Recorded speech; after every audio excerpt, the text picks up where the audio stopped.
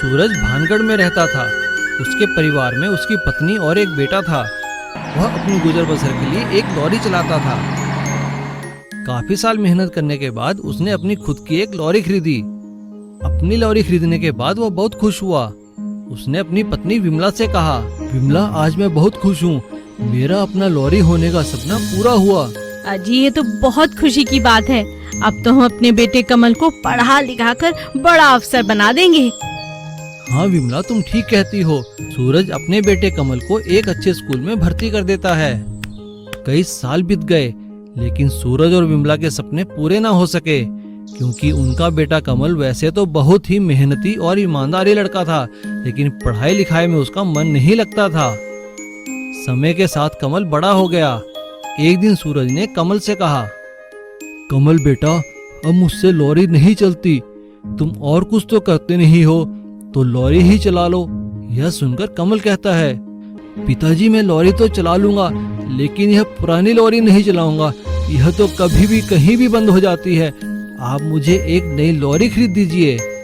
यह सुनकर सूरज गुस्सा हो जाता है। क्या कहा? तुमने इस लॉरी को पुराना खटारा कहा? कमल की माँ कमल को समझाती है, अरे बेटा बस कुछ दिन की बात है, ये पुरानी लॉरी चला लो, समय आने पर तुम्हें नई लॉरी दिलवा देंगे। कमल लॉरी चलाना शुरू कर देता है, लेकिन वह लॉरी को गोल्डन कलर से चमका देता है। यह देखकर बाकी सभी लॉरी वाले उसका मजाक उड़ाते हैं। अरे कमल, गोल्डन कलर करने से तुम्हारी लॉरी सोने की नहीं हो जाएगी, रहेगी तो खटारा लॉरी ही ना। एक दिन कमल सामान डिलीवरी करके खाली वापस आ रहा था। बारिश हो रही थी। तभी उसने देखा जंगल के बीचों बीच सड़क पर एक कार खराब खड़ी थी और एक आदमी मदद मांग रहा था। कमल ने लॉरी रोककर उससे पूछा, क्या बात है साहब, क्या परेशानी है? भैया मेरा नाम विजय है, मैं अपनी बीवी को हॉस्पिटल लेकर जा रहा था, लेकिन मेरी कार खराब हो गई, मेरी बीवी प्रेग्नेंट है, क्या तुम मेरी मदद कर सकते हो? विजय और उसकी पत्नी को देखकर कमल को दया आ जाती है। वह अपनी लॉरी में पीछे की जगह साफ करके तिरपाल बिछा देता है और दोनों को वहां बिठाकर जल्दी से हॉस्पिटल पहुंचा देता है। समय पर हॉस्पिटल पहुंचने के कारण विजय की पत्नी एक स्वस्थ बच्चे को जन्म देती है। विजय कमल का धन्यवाद करता है और उसे मदद के रूप में कुछ पैसे देने लगता है। नहीं सर, मैंने आपकी मदद पैसे के लिए नहीं की, यह तो मेरा फर्ज था। विजय कहता है, अरे भाई उधार समझ कर रख लो, जब आपके पास आ जाए तो वापस कर देना। कमल उन पैसों से एक नई लॉरी खरीद लेता है और अपनी पुरानी लॉरी को और गोल्डन कलर में चमकाकर अपने पिताजी के पास आता है। पिताजी आप सही कहते थे, यह लॉरी केवल रंग में नहीं, यह असलियत में भी गोल्डन है। मुंबई का बड़ा पाव वाला गोविंद गांव से मुंबई अपने चाचा राम प्रसाद से मिलने आया था। राम प्रसाद एक मिल में मजदूरी करता था और बड़ी मुश्किल से अपने परिवार का पेट पालता था। गोविंद को अपने चाचा के घर आए एक हफ्ता हो चला था। एक दिन राम प्रसाद की पत्नी ने राम प्रसाद से कहा, अजी सुनते हो, पहले ही कम खर्चा था क्या, जो अब ये नया खर्चा हमारे गले आ पड़ा है। अरे भगवान चुप हो जाओ, नहीं तो वो लड़का सुन लेगा, 2-4 दिन घूमकर गाँव चला जाएगा। उन दोनों की बात गोविंद सुन लेता है और घर से बाहर किसी काम की तलाश में निकल जाता है। पूरा दिन मुंबई की सड़कों, बाजारों और कई फैक्ट्रियों में काम मांगने के बाद वह थक हार कर समुद्र किनारे आकर बैठ जाता है। तभी वो देखता है कि एक आदमी अपने सिर पर एक टोकरी में बड़ा पाव लेकर बेच रहा था। राम प्रसाद उसके पास जाकर खड़ा हो जाता है। वह आदमी उससे कहता है, अरे क्या बात है बबुआ, क्यों उदास लग रहे हो, कुछ खाया वाया नहीं है क्या बड़ा पाव खाओगे? गोविंद कुछ नहीं कहता और मायूस होकर उसे देखता रहता है। वह आदमी गोविंद को एक वड़ा पाव खाने को देता है। गोविंद वड़ा पाव खाकर उससे कहता है, आपका बहुत बहुत धन्यवाद चाचा। अरे बिटुआ कौन हो तुम, यहाँ क्यों घूम रहे हो? गोविंद उसे सारी बात बताता है और उससे कहता है, चाचा मैं भी कोई काम करना चाहता हूँ, अगर तुम्हारे पास मेरे लायक कोई काम है तो बताओ। अरे ठीक है बचुआ, कल से मेरे साथ आकर बड़ा पाव बेचो। गोविंद अगले ही दिन उस बड़ा पाव वाले के साथ मिलकर बड़ा पाव बेचना शुरू कर देता है।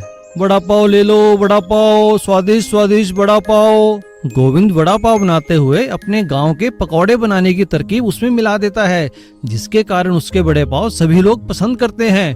अरे वाह बेटा, ऐसे बड़े पाव तो हमने आज तक कभी नहीं खाए। अरे साहब, इसमें मुंबईया स्वाद के साथ साथ मैंने अपने गांव के मसाले भी मिलाए हैं। गोविंद शाम को अपने चाचा से कहता है, चाचा यह लो मेरी आज की पहली कमाई। अब मैं आप पर बोझ नहीं हूँ, मैं अपने बल पर इस शहर में कुछ बनकर दिखाऊंगा। शाबाश बेटा, मुझे तुमसे यही उम्मीद है। और देखते ही देखते गोविंद मुंबई का वड़ा पाव वाला बन जाता है और मुंबई में ही रहने लगता है। हैदराबादी बिरयानी का नाम सुनते ही दिलो दिमाग में एक अजीब सी खुशबू बस जाती है। हैदराबादी बिरयानी अपने स्वाद के कारण पूरे देश भर में प्रसिद्ध है। जुगनू की हैदराबाद में चिकन और मटन बिरयानी की दुकान थी। उसकी दुकान में बनती हुई बिरयानी की खुशबू ग्राहकों को उसकी ओर खींच लाती थी। अरे जुगनू भाई, कितनी देर में बिरयानी बनकर तैयार हो जाएगी? बस थोड़ी देर और लगेगी साहब। अरे भाई, हमसे रहा नहीं जाता जुगनू, अब जल्दी से बिरयानी निकालकर हमें खिलाओ, वरना खुशबू से ही हमारा पेट भर जाएगा। यह सुनकर वहां सभी लोग हंसने लगते हैं। ठीक है साहब, अभी खिलाता हूँ। सब कुछ ठीक चल रहा था, लेकिन एक दिन अचानक महामारी फैलने की खबर के कारण चिकन और मटन की सप्लाई बंद हो गई, जिसके कारण जुगनू का काम भी ठप होने लगा। जुगनू के पास रखा सारा चिकन और मटन खत्म हो गया। तो उसने अपने ग्राहकों से कहा, देखिए साहब, अब मैं आप लोगों को बिरयानी नहीं खिला सकता, क्योंकि हमें बीमारी की खबर फैलने के कारण चिकन और मटन की सप्लाई नहीं मिल रही है। सभी ग्राहक उसकी दुकान से मायूस होकर लौट जाते हैं। जुगनू अपने घर आता है। जुगनू को उदास देखकर उसके पिता उससे पूछते हैं, बेटा क्या बात है, आज इतने उदास क्यों हो? जुगनू अपने पिता को सारी बात बताता है। जुगनू की बात सुनकर उसके पिता उससे कहते